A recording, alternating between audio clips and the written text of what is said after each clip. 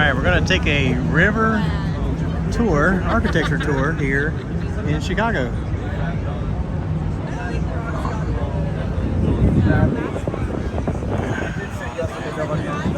We're on this Wendell boat ride tour.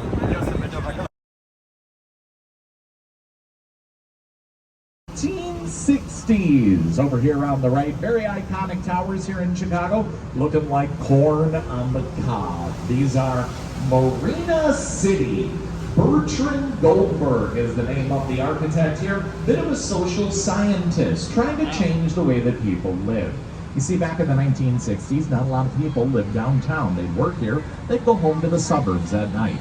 So Bertrand Goldberg builds Marina City as a city within the city. Apartments up above, valet parking down below. But inside the building, stores, restaurants, fitness center. Used to have an ice skating rink in there. Still has a bowling alley. Used to have a movie theater, which is now the House of Blues. Marina City, an introvert's dream, right? You can live your whole life without ever getting out of your pajamas in a building like that. Now, it's very popular for folks to live downtown today, but it took architects like Bertrand Goldberg to get people down here. They call it Marina City because there's a place to park your yacht, which was very surprising in the 1960s because this was a very cleaner and cleaner. Well, the more people come down and visit, and that just keeps getting better and better. And guess what? All of you are some of those people. So we're glad to have you on the river here today. Seems like we got some live music going on over here on the Riverwalk. Now some more buildings covered with reflective glass. Look at how the neighbors across the way appear to sail across the surface of the building.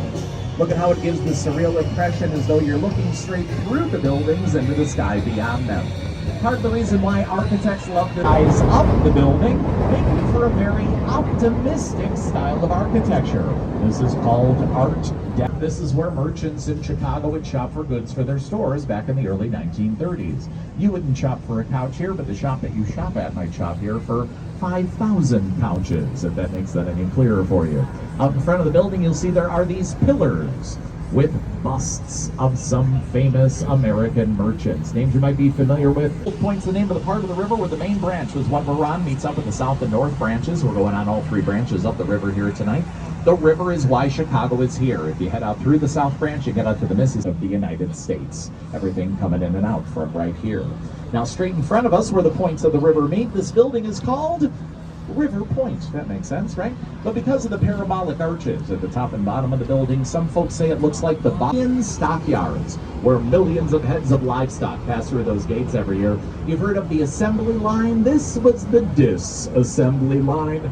Once those animals were processed, they were taken to big refrigeration warehouses like Fulton House, where they were frozen before they were loaded onto refrigerated train cars taken all across the United States. That one's residential. This one is not residential.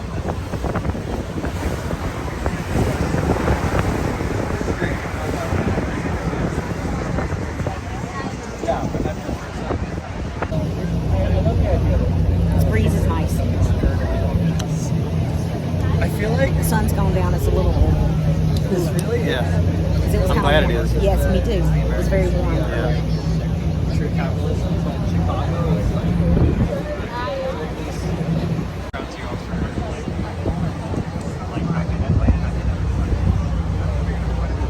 Like, you're Chicago. I mean, hospital.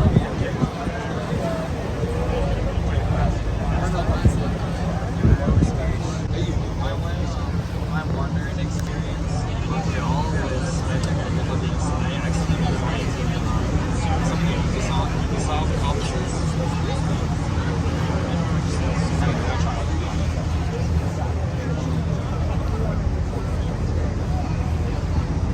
Gardens built around here. One was on this corner right here, one was across the way there, and a third one was over here on our right. Now the one over on the right had a painting of a wolf over the front door. We just don't know which came first, the main wolf point or the painting.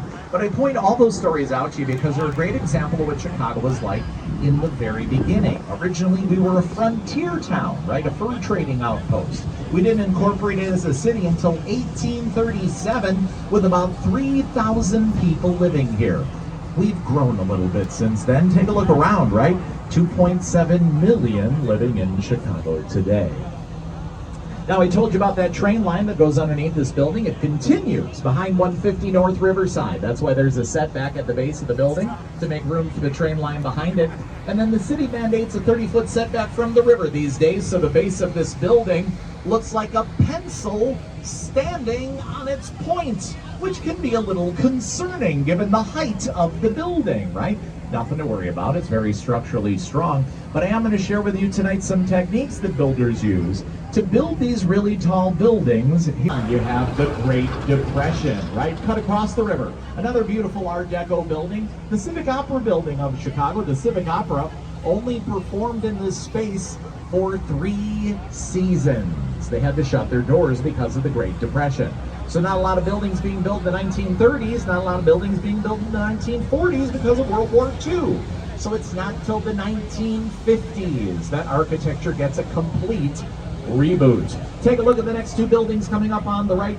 2 words probably come to mind: black boxes. That's sometimes what they call this style of architecture, black box modernism.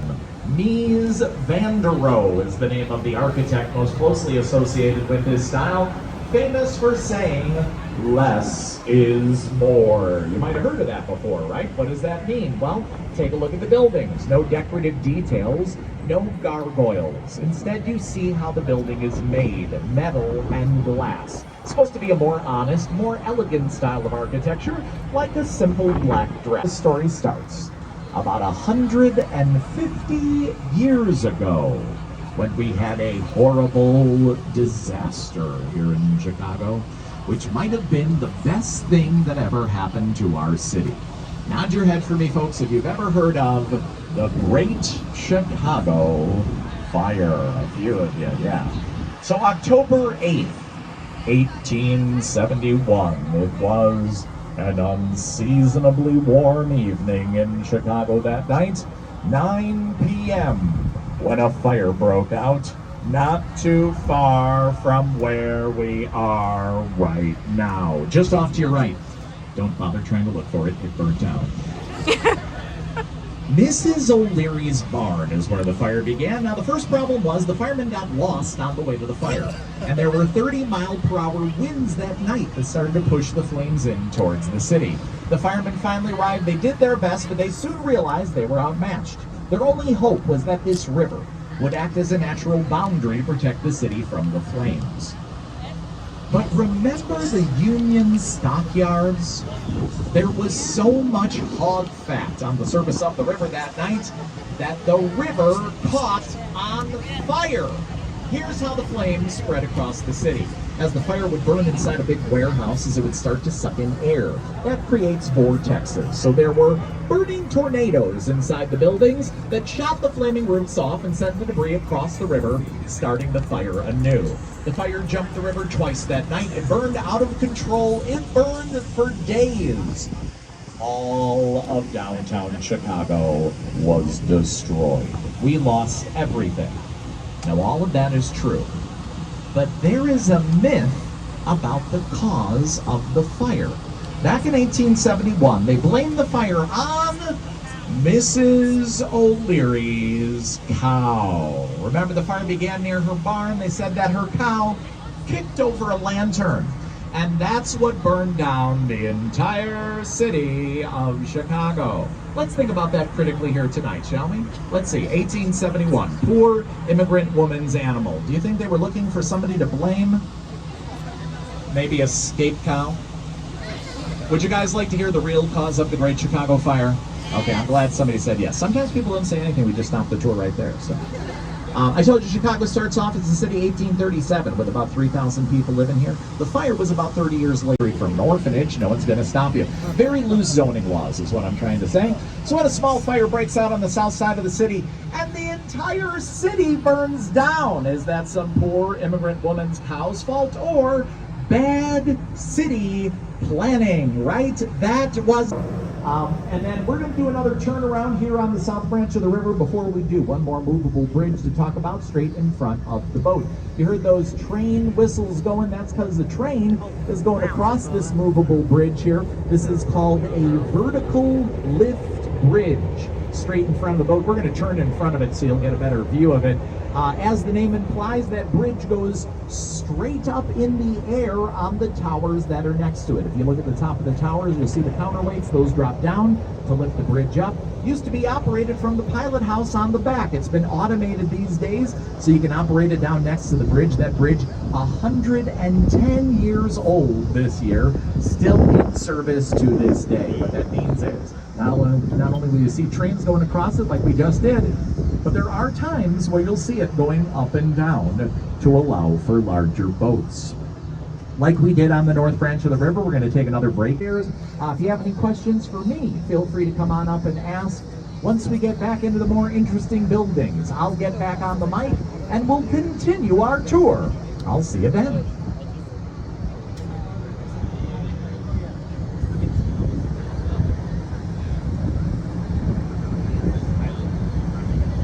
Wow, this city really is gorgeous.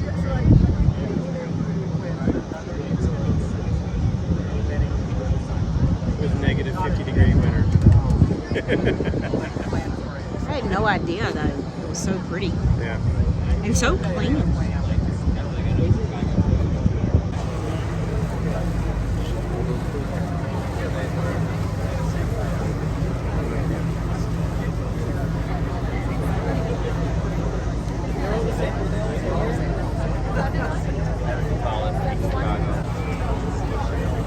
This is the old bridge that the trains used to go across to the empty yard over there, right? Yep. And that's the yard that they sold to developers. Yep. They're not going to tear it down because it's historic. It's a landmark. Look at those counterweight belts. I wonder how much steel is in there.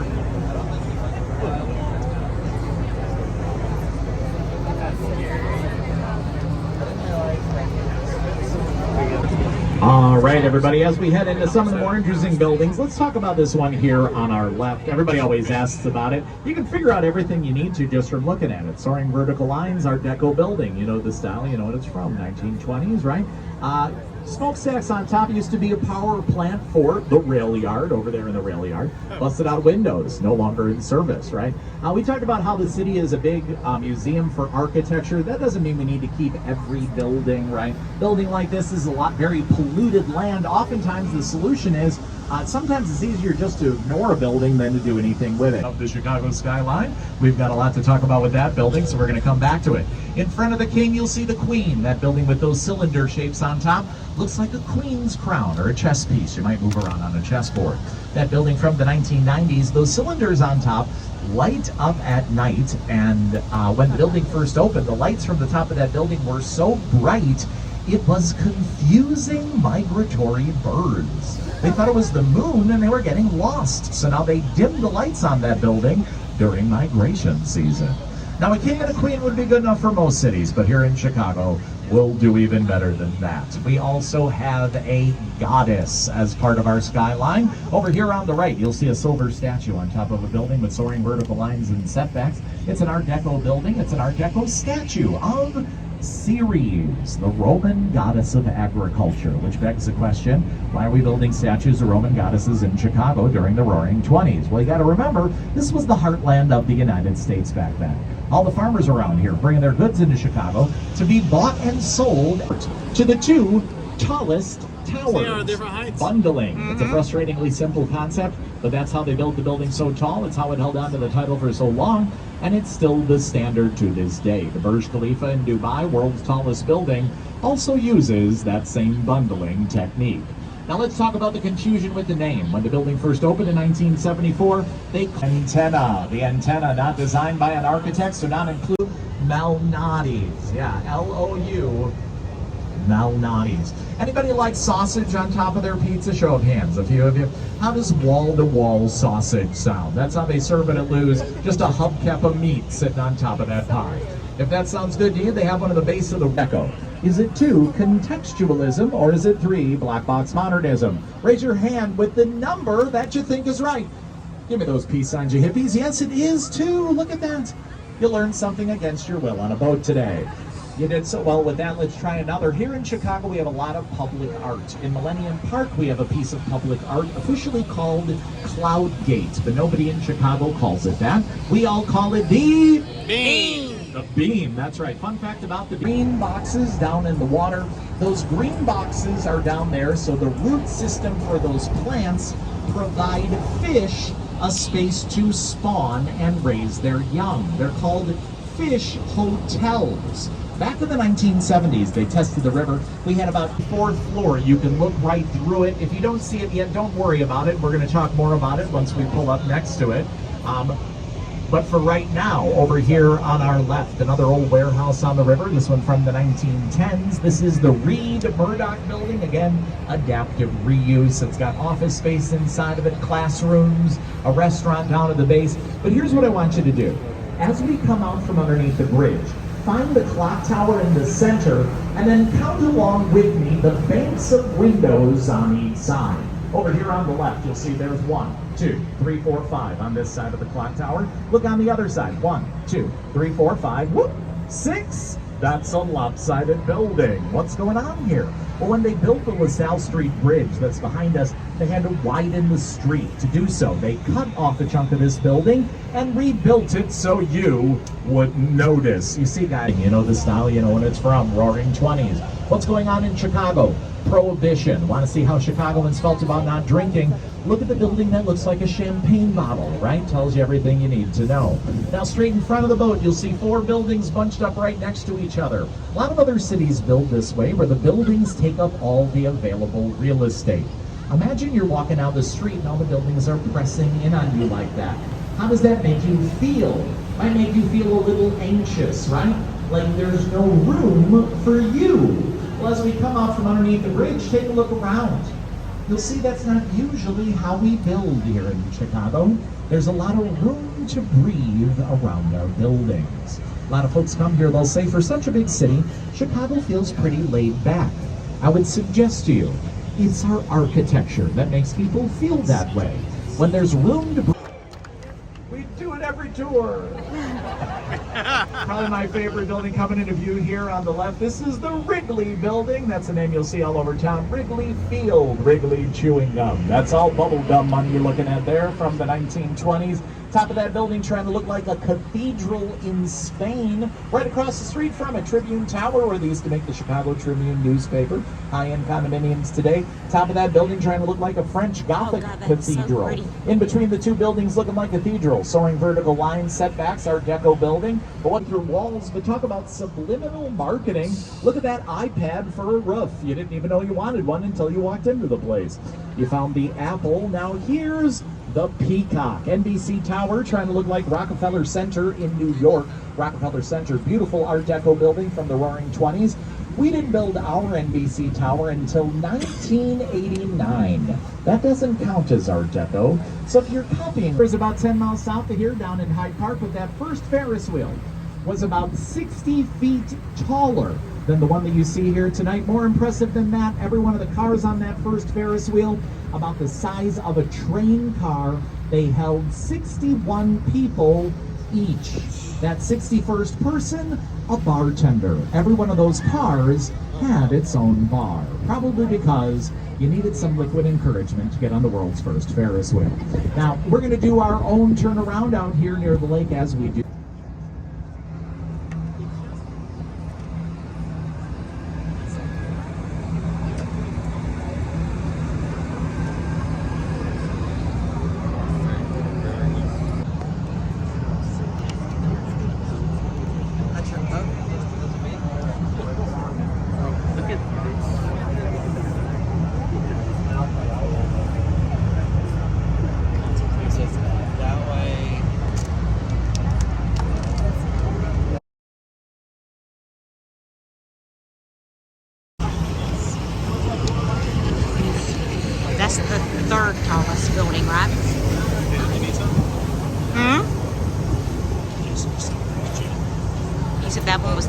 All haul right, us to guys, the as we city. head back in towards the city, I do want to tell you about the lock that's behind us. It's how you get from the river out to the lake and back again, run by the Army Corps of Engineers. You can see there. About that for a moment, you'll realize that's weird.